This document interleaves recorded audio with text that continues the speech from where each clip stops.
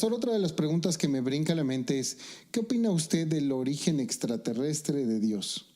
Es una pregunta muy, muy bonita porque es hasta romántica inclusive, ¿no? Sí, el origen extraterrestre de Dios. Bueno, hay que partir de la idea de que Dios no tiene origen. Por tanto, Dios es antes de todas las cosas y es después de todas las cosas. La Biblia, como decía al principio, dice en el principio creó Dios. Dios ya estaba en el principio. Por tanto, es importante entender esto, que Dios no tiene ni principio ni final, ¿no?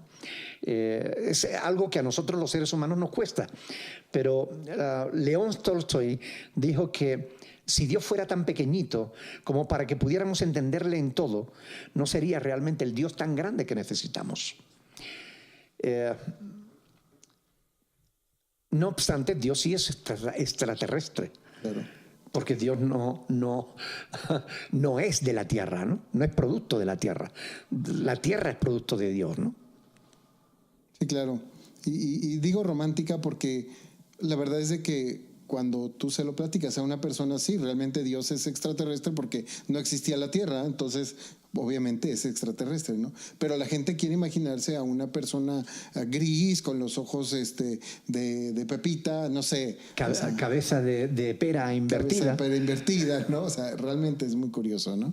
Pueden reírse todos los del staff también, pero es así, es real, Dios es extraterrestre, ¿no? Pastor, pasando a otro tema. Se habla mucho, bueno, hablamos hace unos momentos o en una de las entrevistas anteriores de la palabra de Dios como es torcida por algunas congregaciones sectarias, ¿no? Como los Testigos de Jehová y los mormones. Pero ¿qué seguridad tenemos nosotros de que la Biblia que estudiamos es la buena, es la que nos va a servir para conocer a Dios? Totalmente, es decir, ha habido personas que han querido destruir las Sagradas Escrituras, han querido desprestigiar las Sagradas Escrituras. Y algunos de ellos se han arrodillado al final, después de sus investigaciones, y han pedido perdón a Dios y se han convertido a la fe de Cristo, ¿no? Uno de ellos es John McDowell, ¿no? Un científico norteamericano, catedrático en varias universidades, que es la persona viva que ha hablado a más millones de personas sobre la fe, ¿no? Lo reta para que le planteen preguntas difíciles, ¿no? Y él responde con la ciencia y responde con la palabra de Dios a todas esas cuestiones, ¿no? Él escribió un libro que se llama Evidencias que exigen un veredicto, ¿no? Y es muy interesante, es un libro que yo aconsejo a todo el mundo que lo lea, porque es una de las cosas que se dice ahí es, por ejemplo, Aristóteles escribe su historia, su filosofía, y pasan 1100 años hasta que se escribe la primera copia manuscrita del original. El original se perdió. De la filosofía de Aristóteles solo tenemos una copia incompleta que data 1100 años del original. Una. Mire, cuando se escribe el Nuevo Testamento, no pasan ni 50 años, ya tenemos más de 5000 copias manuscritas. Todas coincidentes. Por tanto, si no podemos creer en la palabra de Dios, no podemos creer en la filosofía de Aristóteles, que es la que da base y fundamento a la mayor parte de las filosofías actuales e incluso a la psicología humana, ¿no? Eso es por poner un ejemplo, ¿no? Es decir, la Biblia contiene pruebas en sí misma, como decía antes, ¿no? El cumplimiento de las profecías, por ejemplo. Es inexplicable desde la perspectiva científica, ¿no? Pero es una realidad que está ahí y que se demuestra que es verdad. Por tanto, la Biblia es palabra de Dios y podemos confiar plenamente en ella. Únicamente que tenemos que estudiarla, tenemos que conocerla. Hay mucha gente que a mí me han dicho, no, la Biblia es un rollo. No, la Biblia es un mito. No, la Biblia no sirve. Pero son gente que jamás han cogido una Biblia y la han leído. Yo no soy ningún estúpido. No quiero engañarme a mí mismo. No tengo ningún interés en engañar a nadie. Y yo llevo casi 40 años estudiando la Biblia y cada día que estudio estoy más seguro de que la Biblia es realmente la palabra de Dios. Porque la estudio, porque la conozco. Yo invito a la gente que cree que la Biblia es un rollo a que la lea, a que la estudie a que la investigue, a que la compare con otros documentos históricos, pues no olvidemos que la Biblia es un documento histórico. Sí, pastor. En este sentido, mucha gente se va a preguntar, bueno, hay muchas versiones sobre la Biblia.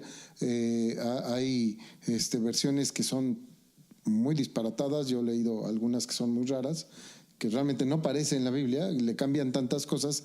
Y eso depende de quién la editó, en qué momento la editaron y quién es el responsable y quién tiene los derechos de la Biblia. ¿Usted qué podría decirnos al respecto? ¿Cuál es la buena edición que nosotros podríamos confiar? Todas las Biblias, hasta el año 1960, todas las Biblias eran iguales, excepto la de los Testigos de Jehová. Todas las Biblias coincidían, a excepción, lógicamente, de los libros apócrifos que contienen las Biblias católicas, ¿no? Pero todas las demás, todas eran iguales. A partir de 1960, se desecha el textus receptus, es decir, el texto recibido, y se empiezan a traducir nuevas versiones en base a dos códices del siglo IV, que es el códice sinaítico y el códice vaticano, que se saben que son códices corruptos, que contienen multitud de errores. Las nuevas versiones de la Biblia se están traduciendo de esos códices. Por tanto, todas las Biblias posteriores a la Reina Valera de 1960 son corruptas. Pero si tú quieres cualquier Biblia, una Biblia que no sea corrupta, compra cualquiera que sea anterior, una versión anterior a 1960. Hay un libro muy interesante que se titula Conspiración contra las Sagradas Escrituras. Si quieren pueden descargarlo de nuestra página web, porque en enlaces tiene ahí un enlace donde pueden descargarlo gratis en formato PDF. Ese libro, Conspiración contra las Sagradas Escrituras, lo escribió el pastor Domingo Fernández, un pastor ya muy anciano, no sé si sigue vivo, y el historiador César Vidal, un historiador español que ha escrito más de 200 libros y que es muy interesante porque realmente es muy concienzudo en sus investigaciones, ¿no? Él, en ese libro, Conspiración contra las Sagradas Escrituras, analiza la palabra de Dios, el formato, cómo se formó el canon, por qué se escogieron unos libros y no otros, y por qué las Biblias posteriores a 1960 son corruptas. Es muy interesante. Es un libro pequeñito, se lee con facilidad, se lee rápido. Yo invito a que lo lean, porque todo cristiano debiera conocer ese libro.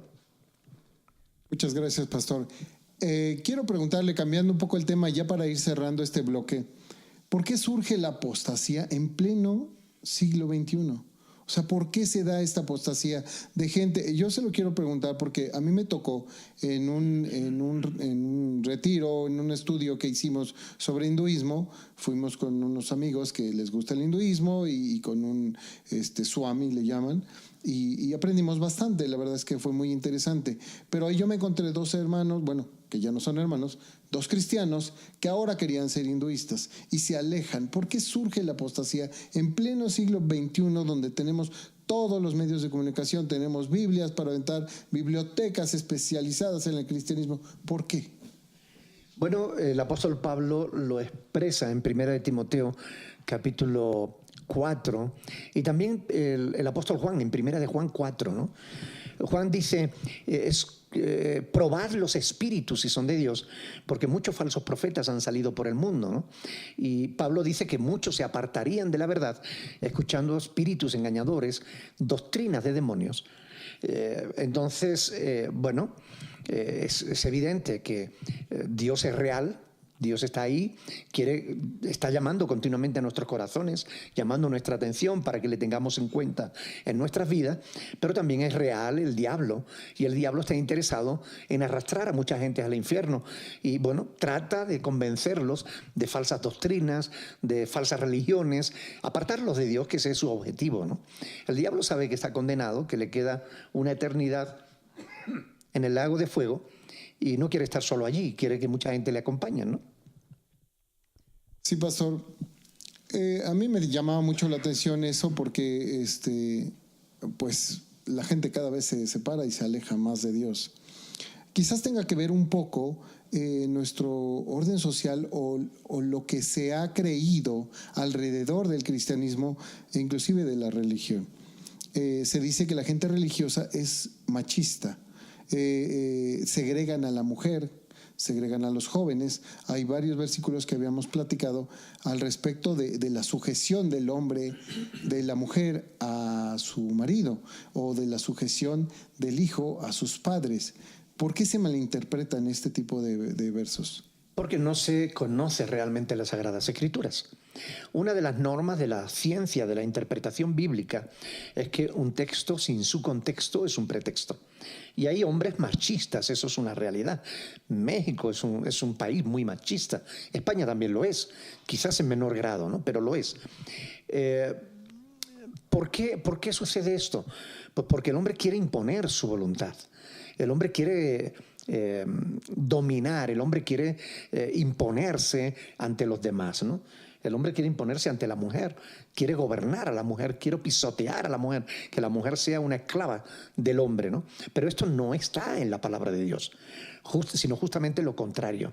Cuando nosotros analizamos la palabra de Dios, nos damos cuenta, por ejemplo, lo digo porque con los ejemplos como que es más fácil de entender, ¿no? Claro, claro. Los hombres en su machismo practicaron la poligamia. Y nosotros vemos en el Antiguo Testamento como hasta los patriarcas, a pesar de que la voluntad de Dios era de que el hombre tuviera una sola mujer, incluso los patriarcas tuvieron varias mujeres.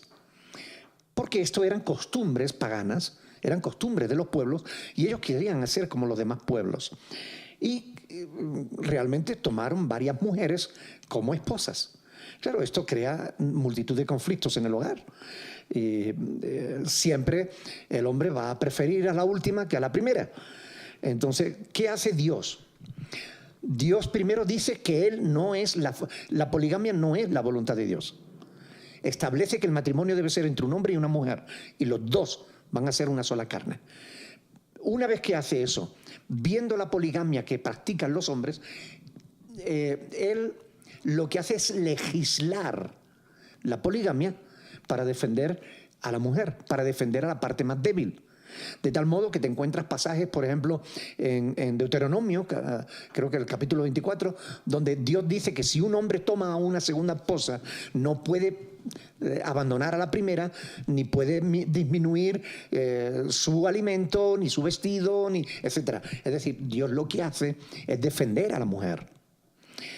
Cuando Dios establece un rol, un orden dentro del hogar, no lo hace para menospreciar a la mujer de cara al hombre, porque ese pasaje que algunos toman, algunos machistas toman para subyugar a su esposa, no, la mujer esté sujeta a su marido en todo como al Señor, etcétera. Primero, eso lo dice en Efesios 5:25, pero en Efesios 5:21, antes ya está diciendo, someteos unos a otros en el temor de Dios. Y que el hombre sea cabeza de la esposa no significa que sea quien manda, quien imponga, quien maltrate, sino justamente lo contrario. La cabeza no solo manda al cuerpo, la cabeza es responsable del cuerpo. La cabeza tiene que procurar el bien del cuerpo, el bienestar. Por tanto, ser cabeza significa que Dios le está dando al hombre la responsabilidad de velar por el bien de su esposa. De tal manera que la palabra de Dios dice tratada a la mujer como a vaso más frágil. Es decir, que el hombre debe tener especial cuidado en no hacer nada que pueda perjudicar a la esposa, ¿no? Y sobre todo hay que entender que si el hombre es cabeza de la mujer, Cristo es cabeza del hombre. Lo cual quiere decir que el hombre va a tener que rendir cuenta delante de Cristo. Entonces, que nadie que no se someta a Cristo tiene derecho a exigir que su mujer se le someta a él. En el caso de los jóvenes, ¿no? Muchas veces al escuchar este tipo de versículos, cuando dice que el joven se debe someter a su padre, a sus padres, pues ellos en la rebeldía y en la edad que tienen a veces dicen, no, yo no me quiero someter a nadie. ¿Cómo podríamos explicar ese tipo de versos? Bueno, se explica desde la perspectiva de qué es lo que conviene, tanto a los padres como a los jóvenes, ¿no? Es decir, Dios busca el bien del ser humano y por eso establece normas. Los seres humanos no nos gustan las normas, pero son necesarias para la convivencia. No hay ni un solo país en todo el mundo que no tenga leyes, que no tenga normas, que no regule la convivencia. Y eso es lo que hace Dios a través de la palabra de Dios, a través de las Sagradas Escrituras. Regular la convivencia en el hogar. Es necesario que los hijos respeten y honren a los padres, que obedezcan a los padres, porque los padres tienen mayor experiencia que los hijos. Y aunque a los hijos no les guste, pero esta es la voluntad de Dios y es lo que a los jóvenes les conviene, aunque ellos no lo sepan o no lo quieran creer. Claro. Pastor, cambiando un poquito de tema, y nos vamos desde el punto de vista ecológico. Hoy en día se ven muchas organizaciones ecologistas, Greenpeace, una de ellas, las más importantes, pero también otras organizaciones que se dedican a cuidar el maltrato animal. Mucho se dice que el ser humano fue puesto para señorear los animales y las plantas, ¿no? Pero realmente, ¿qué nos quiere decir la palabra en favor de los seres que están de alguna manera a nuestra disposición, como las mascotas, como los animales que son maltratados? Hemos visto aquí videos de personas que echan gasolina a un pobre perro y le prenden fuego y lo ven correr y con eso se divierten. El circo romano, que creo que se queda corto, ¿no? Pero, ¿qué dice la palabra de Dios al respecto de este tema? Cuando la palabra de Dios dice, no matarás, es evidente que se está refiriendo al respeto de la vida humana, ¿verdad? Pero toda vida es digna del respeto, ¿no? Es verdad que Dios nos ha dado a los animales para que podamos comer de ellos, pero no para maltratarlos. El mundo fue creado perfecto. Cuando Dios lo puso en nuestras manos fue para que lo gobernáramos con justicia, no para que hiciéramos las barbaridades que se hacen, ¿no? Hay cientos de miles de especies, tanto de animales como de plantas, que han sido extinguidas, ¿no? Por el maltrato que el ser humano da a este planeta, que fue perfecto en un principio, pero que el ser humano ha estropeado, ¿no? Yo creo que no es conforme a la voluntad de Dios eso. Creo que tenemos que cuidar nuestro entorno. Somos responsables de dejar a nuestros hijos un mundo mejor del que hemos recibido. Tenemos que hacer lo posible porque transmitamos el respeto por la vida, no solamente de los hombres, sino también de los animales, ¿no? A los seres humanos. Tenemos que tratar de alguna manera de vivir en paz con nuestro entorno, ¿no? Porque lo contrario va en detrimento nuestro mismo, ¿no? O sea, perjudica al ser humano, ¿no? Por tanto, creo que es necesario que reflexionemos sobre todas estas cuestiones y que veamos, ¿no?, como esta creación hermosa, si aún a pesar de todo, de todas las injerencias del hombre en la creación, nos quedamos absortos ante una puesta de sol, ante una postal de cualquier playa hermosa, pues ¿qué no sería este mundo si lo hubiéramos cuidado más, ¿no? Entonces yo creo que siempre estamos a tiempo de poder hacer algo por nuestro entorno y lo que podamos debemos hacerlo, ¿no? Porque la Biblia dice que al que sabe hacer lo bueno y no lo hace, le es pecado. Wow, qué fuerte, porque muchas veces la gente, pues por no quererse meter en problemas, deja a un perro que lo están viendo que lo están maltratando y no hace nada, o ve que están deforestando una zona que es protegida y por no meterse en problemas no hace nada y dice, pero es que yo no hago mal, yo no tengo por qué pagar, eso no es pecado. No, claro que es pecado, ¿no? Claro. Cuando sabemos hacer lo bueno y no lo hacemos, estamos pecando. Claro, muchas gracias, pastor, por aclararnos esto. Sabemos que hay mucha gente interesada en México en conocer acerca de la sana doctrina. ¿Qué le diría a todas estas personas que lo buscan en las redes sociales, que le dejan comentarios y qué le podría decir a toda esta gente? Bueno, la sana doctrina es aquella que coincide con lo que la palabra de Dios establece, ¿no? Cuando una doctrina no está bien fundamentada en la palabra de Dios, es una falsa doctrina. La sana doctrina es aquella que coincide con lo que Dios dice. Por eso tenemos el deber de conocer la palabra de Dios, ¿no? Jesús dijo, si permaneciereis en mis palabras, seréis verdaderamente mis discípulos, conoceréis la verdad y la verdad os hará libres, ¿no? Entonces tenemos el deber de conocer las Escrituras, de conocer la sana doctrina y de defenderla, ¿no? El apóstol Judas escribió en el versículo 3 que debemos contender ardientemente por la fe que fue una vez dada a los santos, ¿no? Muchas veces cuando yo estoy discutiendo con algún pastor o con algún hermano, ¿no?, que critica algunos de nuestros vídeos y demás, y saco la palabra de Dios y empiezo a dialogar y a hablar, ¿no?, a plantear argumentos bíblicos contra la postura que se me plantea, me dicen que no hagamos eso, que simplemente nos dediquemos a predicar el Evangelio, ¿no? Pero predicar el Evangelio y defender la sana doctrina son dos caras de una misma moneda, ¿no? Es a lo que Dios me ha llamado a mí. Yo le digo, si Dios no te ha llamado a ti a hacer eso, no lo hagas tú. Pero no me pidas que yo desobedezca a Dios, ¿no? Pues yo tengo que predicar la verdad, tengo que predicar el Evangelio, pero tengo que enseñar contra la falsa doctrina, porque mucha gente están siendo engañadas, y si nosotros que somos luz nos apagamos o nos escondemos, ¿cómo encontrará la luz esas personas que están en tinieblas, ¿no? Pues con esto vamos concluyendo nuestra entrevista con el pastor Nicolás García. Estimado pastor, ¿algún comentario último que usted quisiera agregar a esta entrevista?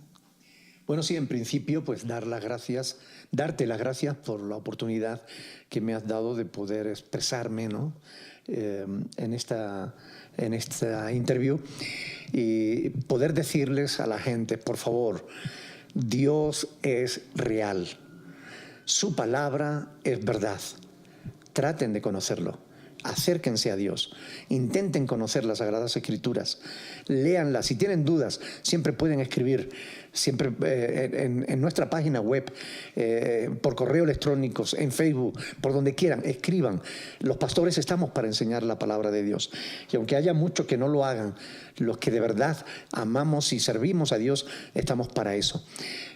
Amen a Dios, amen su palabra. Es el deseo de mi corazón. Muchas gracias, Pedro, por esta entrevista. No, gracias a usted, pastor. Quisiera que si nos puede dar su correo electrónico y su página web para que la gente se pueda comunicar con usted. La página web es www.iglesia-berea, con B de Barcelona, B alta.com. Repito, www.iglesia-berea.com. Y el correo electrónico es pastornicolás@iglesia-berea.com. Muchas gracias. Pues muchas gracias, pastor. Le agradecemos mucho su tiempo, su paciencia, sus conocimientos sobre la palabra de Dios. No sin antes darle las gracias a Dios por habernos permitido hacer esta entrevista. Y a ustedes, amigos, desde Iglesia Libre les deseamos que la pasen muy bien, que lean su Biblia, que busquen la verdad, porque nadie les va a venir a decir la verdad. Hay que buscarla y hay que encontrarla. Con esto terminamos la serie de 4 entrevistas, siendo esta la 4ª, y deseándoles que la pasen muy bien y que Dios los bendiga.